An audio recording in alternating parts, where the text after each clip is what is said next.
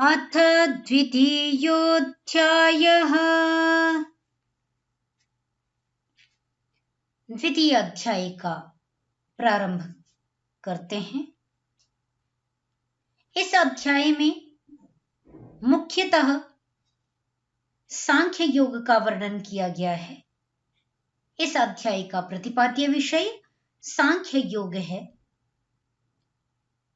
तथापि 1 से लेकर के 10 संख्या तक के श्लोक में अर्जुन और श्री कृष्ण भगवान का संवाद है। इसके अनंतर जो श्लोक हैं उनमें 11 श्लोक संख्या से लेकर के आगे की 30 श्लोक संख्या तक 20 श्लोक सांख्य योग के विषय में चर्चा करते हैं। इसके अनंतर छात्र धर्म के अनुसार युद्ध करने की आवश्यकता पर चर्चा की गई है और इसके अनंतर निष्काम कर्म योग का प्रतिपादन 8-10 श्लोकों में किया गया है। इसके पश्चात स्थिर बुद्धि पुरुष के विषय में चर्चा की गई है। तो आइए पहले भगवान श्री कृष्ण और अर्जुन के बीच में हुए संवाद का अध्ययन करते हैं। संजय उवाच तं तथा कृपयाविष्टमश्रुपूर्णाकुलेक्षणं विषीदन्तमिदं वाक्यमुवाच मधुसूदनः। तथा उसी प्रकार कृपयाविष्टम अश्रुपूर्णाकुलेक्षणं विषीदन्तं तम के ये सारे विशेषण हैं। कृपयाविष्टम अश्रुपूर्णाकुलेक्षणं विषीदन्तं और तम से अर्जुनम कहा गया। उस प्रकार कृपयाविष्टम करुणा से परिपूर्ण अश्रुपूर्णाकुलेक्षणं आंसुओं से परिपूरित व्याकुल आंखों वाले, व्याकुलता से कातर दृष्टि से देखते हुए, विषीदन्तम दुखित होते हुए, मधुसूदनः इदं वाक्यम उवाच दुखी होते हुए उस अर्जुन को मधुसूदन ने यह वाक्य कहा। क्या कहा तो आगे देखते हैं।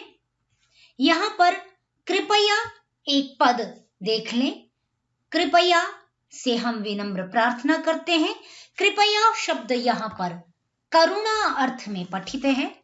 जैसा मैंने किया कृपयाविष्टम करुणा से परिपूर्ण, तो कृपेः संप्रसारणम च इस उणादि सूत्र से कृप को क्री संप्रसारण होकर के अंग इत्यादि कार्य होकर के कृपया कृपा शब्द बनता है और कृपा से कृपया शब्द यहां बना हुआ है जिसका करुणा अर्थ होता है। इसी प्रकार अन्य शब्द भी हैं, उनकी भी व्याख्या आप इसी प्रकार देख लेवे। श्री भगवानुवाच कुतस्त्वाकश्मलमिदं विषमे समुपस्थितम् अनार्यजुष्टमस्वर्ग्यमकीर्तिकरमर्जुन। हे अर्जुन, संबोधन है, हे अर्जुन, त्वा विषमे इदं कश्मलं कुतः समुपस्थितम्। हे अर्जुन, तुमको इस विषम परिस्थिति में जब दोनों सेनाएं आमने सामने खड़ी हैं और शंखनाद हो चुका है, युद्ध की पूर्ण तैयारी हो चुकी है, ऐसी विषम परिस्थिति में तुम्हें यह मोह व्यामोह कहां से उपस्थित हो गया? यह तो आर्यों का लक्षण नहीं है। कहा अनार्य जुष्टम। यह अनार्यों द्वारा सेवित कर्म है, अनार्यों द्वारा स्वीकार किया जाने वाला कर्म है।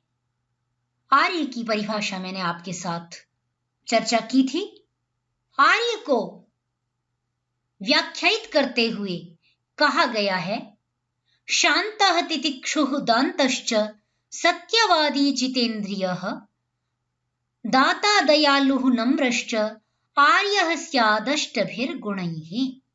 शांत, तितिक्षुः क्षमाशील, दानशील दान्तः, सत्यवादी जितेन्द्रियः, दाता दयालु नम्र, ये 8 गुण आर्यों के बताए गए हैं। तो ये 8 गुणों से जो रहित होते हैं उनका जो व्यवहार है वैसा व्यवहार तुम कर रहे हो, तो ये अनार्यों द्वारा सेवित व्यवहार है और यह अस्वर्ग्यम अकीर्तिकरम।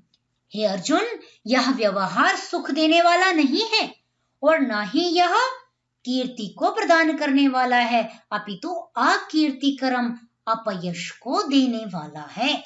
इस कर्म को करने से युद्ध भूमि में आने के पश्चात पीठ दिखाकर जो तुम भागना चाह रहे हो ये अपयश को देने वाला है। आगे भगवान श्री कृष्ण कहते हैं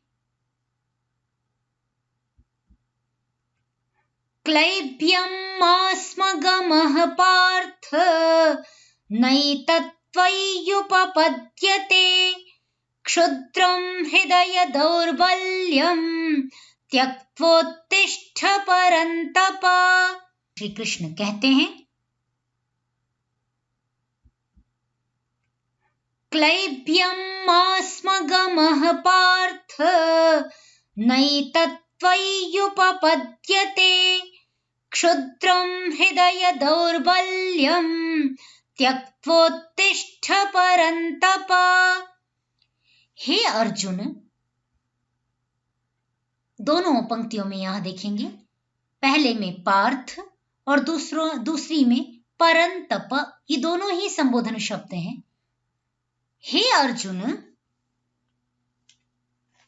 क्लैब्यमास्मगमः, क्लीब कहते हैं नपुंसकता को, तो क्लीब से बना है क्लैब्यम। तुम नपुंसकता को मत प्राप्त हो। नैतत्त्वय्युपपद्यते, यह तुम पर अच्छा नहीं लग रहा।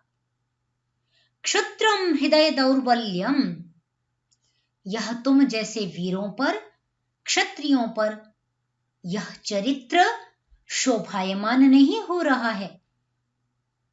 क्षुद्रम हृदय दौर्बल्यम, क्षुद्रम हृदय की तुच्छ दुर्बलता को त्यक्त्वा त्याग करके, उत्तिष्ठ, हे परंतप, दूसरों को तपाने वाले तुम इस दुर्बलता को, इस हृदय की क्षुद्रता को, तुच्छता को छोड़ करके उठ खड़े हो। यहां क्लैब्यम, क्लीबस्य भावः कर्मवा, ऐसा करके क्लैब्यम बना लेंगे। परंतापयतीति परंतपः, दूसरों को तपाने वाला। भगवान श्री कृष्ण के वक्तव्य को सुनकर के अर्जुन प्रतिक्रिया देता है। अर्जुन ने क्या प्रतिक्रिया की, आइए सुनते हैं। अर्जुन उवाच कथं भीष्ममहं संख्ये द्रोणं च मधुसूदन इषुभिः प्रतियोत्स्यामि पूजार्हा वरिसूदन। हे मधुसूदन, कृष्ण का विशेषण है। हे मधुसूदन, अहम संख्ये, मैं युद्ध भूमि में, कथम इषुभिः भीष्मं द्रोणं च प्रतियोत्स्यामि, हे मधुसूदन, मैं किस प्रकार युद्ध भूमि में पितामह भीष्म और द्रोण को इशुओं से वेधन कर पाऊंगा? कैसे उन्हें मैं अपने बाणों से वेध सकता हूं? कैसे वेध पाऊंगा? क्यों? क्योंकि हे अरिसूदन, हे दुष्टों को सुखा देने वाले भगवान श्री कृष्ण, क्योंकि पूजार्हौ, ये दोनों ही पूजनीय हैं, ये दोनों ही मेरे लिए वंदनीय हैं, प्रातः स्मरणीय हैं। मैं कैसे अपने बाणों के द्वारा इन दोनों का वध करने में समर्थ हो सकूंगा? कैसे यह संभव होगा? इस प्रकार अपनी व्यथा को अर्जुन मधुसूदन से व्यक्त कर रहे हैं। आगे कहा, गुरून् हत्वा हि महानुभावान् श्रेयो भोक्तुं भैक्ष्यमपीह लोके हत्वार्थकामास्तु गुरूनिहैव भुञ्जीय भोगान् रुधिरप्रदिग्धान्। अर्जुन कहते हैं, महानुभावान गुरून् अहत्वा। अर्जुन अपनी बात रख रहा है कि महानुभाव, महान अनुभव वाले गुरुजनों को न मार करके इस संसार में मैं भिक्षावृत्ति करके जीवन यापन करने में भी कल्याण महसूस करता हूं, कल्याण अनुभव करता हूं, क्योंकि गुरुजनों को मार करके रुधिर प्रदिग्धान अर्थ कामान भोगान भुंजीय,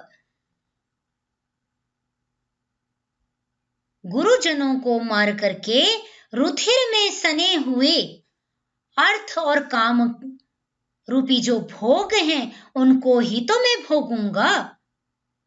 तो मुझे गुरु, गुरुजन, पितामह, बंधु बांधव इत्यादि के रक्त में सने हुए अर्थ और काम का उपभोग मुझे नहीं करना है। मुझे राज्यादि ऐश्वर्य नहीं चाहिए। इससे श्रेयस्कर तो मैं भिक्षावृत्ति को अनुभव करता हूं। इस प्रकार अर्जुन अपने व्यथा को, अपने मंतव्य को रख रहा है। तो आज की कक्षा में इतना ही। कोई भी संदेह आपको हो तो आप कमेंट बॉक्स में लिखें, मैं उसका हर संभव आपको जवाब देने का प्रयास करूंगी। आज की कक्षा को यहीं समाप्त करते हैं। पुनर्मिलामः। नमो नमः।